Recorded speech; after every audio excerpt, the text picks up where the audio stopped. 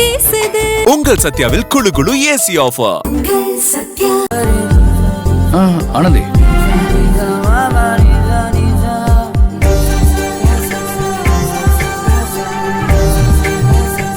அப்படி பாக்குற இம்புட்டு பேசுறியலே, அங்க மகேஷ் சார் கிட்ட பேசுங்கன்னு சொன்னப்போ பேசாம இருந்துட்டியலே. அதுக்கு தான் கோவத்துல கொந்தளிச்சு என்ன வறுத்து எடுத்துட்டிய. பின்ன கோவம் வரக்கூடாதுன்னு சொல்றீங்களா? ஐயோ, நான் எப்ப அப்படி சொன்னேன்?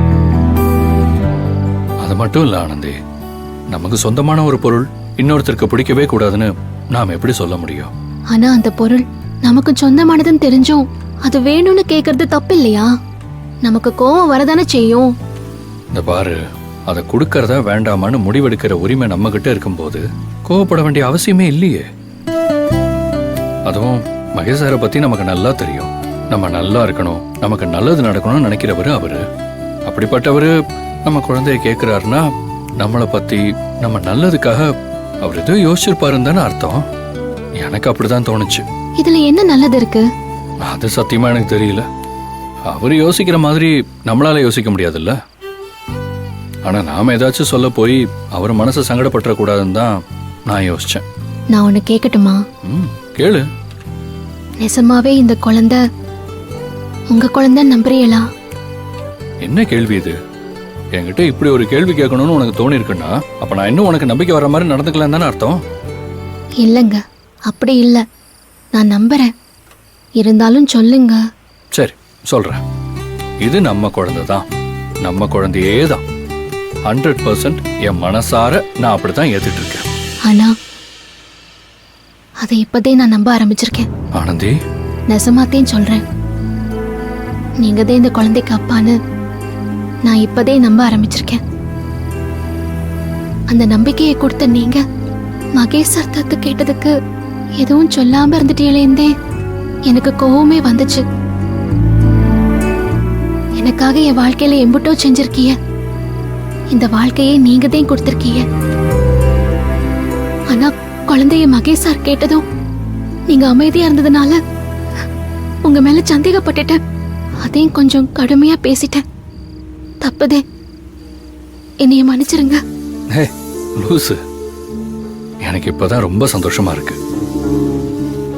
இந்த மாதிரி உரிமையில நீ எனக்கு எவ்வளவு திட்டினாலும், ஏன் 2 அடி அடிச்சா கூட நான் சந்தோஷமா வாங்கிக்குவேன். ஆனா எப்ப வாய்ப்பு கிடைச்சாலும் இது எங்க குழந்தை, இத தத்துலாம் கேட்காதீங்க, நாங்க தரமாட்டோம்னு நீங்க மகேஷ் சார் கிட்ட சொல்லிடணும். அப்படியே ஆகட்டும் மகாராணி, உன் கட்டளையே என் சாசனம். அது மட்டும் இல்ல, இந்த குழந்தைக்கு, நம்ம குழந்தைக்கு, சரி நம்ம குழந்தைக்கு எது வேணுமோ, நம்ம சக்திக்கு என்ன செய்ய முடியுமோ அதை செஞ்சு கொடுத்து நாமளே சந்தோஷமா பார்த்துப்போம்.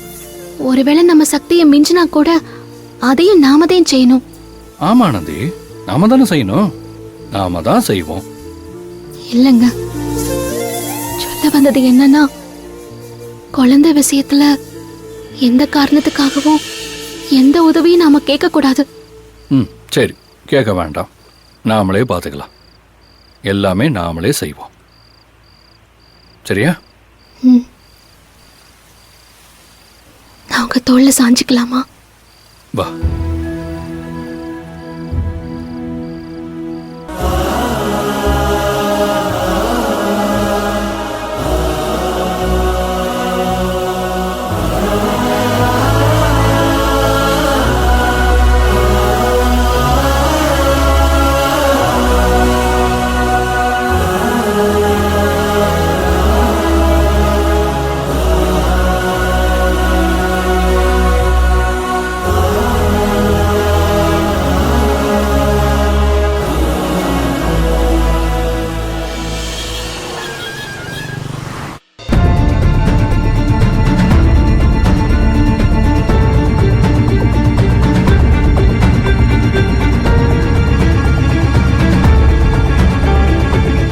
மகேஷ்,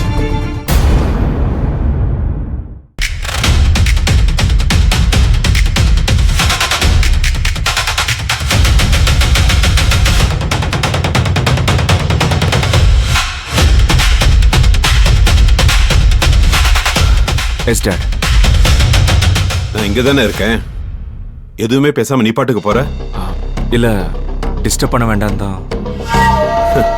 உனக்கு டிஸ்டர்பா தான் இருக்கும் மகேஷ். அது இப்பதானே எனக்கு புரிய ஆரம்பிச்சிருக்கு. டாட், என்ன நினைச்சுக்கிட்டு இருக்க நீ?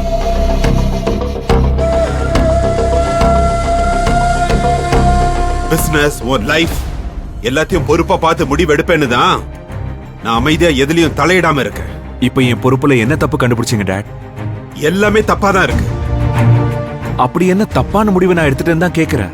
கம்பெனில கருணாகரன் தப்பு பண்ணிட்டாருன்னு அன்பை ப்ரொடக்ஷன் ஹெட்டா மாத்தின மாதிரி வாழ்க்கையில சொந்த பந்தங்களை மாத்துறது அவ்வளவு ஈஸி இல்ல. டாட் ப்ளீஸ், நான் ஏற்கனவே ரொம்ப டயர்டா இருக்கேன். என்ன சொல்லணுமோ அதை டைரக்டா சொல்லுங்க. யாருன்னே தெரியாத ஒரு குழந்தைய தத்தெடுத்து வளர்க்க வேண்டிய சூழ்நிலையில இந்த தெல்லிராஜன் குடும்பம் இல்லைன்னு சொல்றேன். இவ்ளோ பெரிய முடிவை யார கேட்டு எடுத்த மகேஷ்? மாம், இது ஏன் லைஃப், ஏன் வாழ்க்கையை எப்படி வாழணும்னு முடிவெடுக்கிற உரிமை எனக்கு இல்லையா? இந்த விஷயத்துல இல்ல மகேஷ். உன்னோட குழந்தைங்கிறது உன்னோட குழந்தை மட்டும் இல்ல, இந்த குடும்பத்தோட வாரிசு. நம்ம பரம்பரையோட பெருமைய காலாகாலத்துக்கு சுமக்கிறதுக்கு ஒரு தகுதி வேணும். அது உனக்கு பிறக்க போற குழந்தைக்கு தான் இருக்கும். அன்புக்கும் ஆனந்திக்கும் நான் செய்ய போற உதவி நம்ம பரம்பரைக்கும் நம்ம தலைமுறைக்கும் பெருமை இல்லையா? உதவி செய்யறதுக்கு ஒரு லிமிட் இருக்கு மகேஷ். இதை எப்படி நீ உதவின்னு சொல்ற? கல்யாணமே வேணான்னு உன் லைஃப ஒதுக்கி வச்சுட்டு இப்படி ஒரு குழந்தைய தத்தெடுத்துக்க வேண்டிய அவசியம் என்ன வந்துச்சு மகேஷ்? ஏன்னா ஆனந்தியோட லைஃப்ல இப்படி ஒரு பிரச்சனை நடந்ததுக்கு நானும் ஒரு காரணம்னு எனக்கு கில்ட்டியா இருக்கு. லைஃப் லாங் அந்த கில்ட்டியோட என்னால வாழ முடியாது. அதுக்கு ஒரு பரிகாரமா தான் நான் இந்த முடிவு எடுத்திருக்கேன். அதுக்குதான் நீ அன்புக்கும் ஆனந்திக்கும் கல்யாணம் பண்ணி வச்சிட்டியே. இப்ப ஆனந்திக்கும் அவ குழந்தைக்கும் துணையாதான் அன்பு இருக்கான்ல. இதுக்கு மேல நீ எதுக்கு கில்ட்டியா ஃபீல் பண்ணணும்? இதெல்லாம் அவனுக்கு புரியாதுன்னு நினைக்கிறியா? நம்ம வாயை அடைக்கிறதுக்காக சும்மா பரிகாரம் கடிகாரம்னு பேசிட்டு இருக்கான். என் மனசுல என்ன இருக்கோ அதை உங்ககிட்ட ஓப்பனா சொன்னதுக்கு இதுதான் எனக்கு கிடைக்கிற மரியாதை இல்ல? நீ எங்க மனசுல இருக்கிற எண்ணத்துக்கு மதிப்பு கொடுத்திருக்கியா? என் புள்ள தப்பு பண்ண மாட்டான்னு நான் எத்தனை நாள் உங்க அம்மா கிட்ட உனக்கு சப்போர்ட் பண்ணி சண்டை போட்டிருக்கேன் தெரியுமா?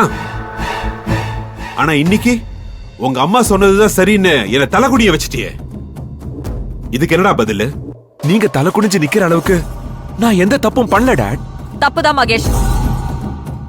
நீ எடுத்திருக்கிற முடிவு 100% தப்புதான். அந்த குழந்தைக்கும் எனக்கும் இருக்கிற எமோஷனல் கனெக்ட் அது எதுவும் உங்களுக்கு புரியாது மாம். நிறுத்து மகேஷ். என்ன கனெக்ட்? அப்படி என்னடா எமோஷனல் கனெக்ட்? அந்த குழந்தையோட ஹார்ட் பீட்ட பென்டிரைவ்ல வாங்கிட்டு வந்து போட்டு போட்டு இவன் கேட்டுட்டு இருக்கான். அத மித்ரா அன்பு கிட்ட கொடுத்துட்டான்னு அன்னைக்கு அந்த பஞ்சிங் பேக்க எப்படி குத்திட்டு இருந்தான்னு நீங்க அதை பாத்துருக்கணும்.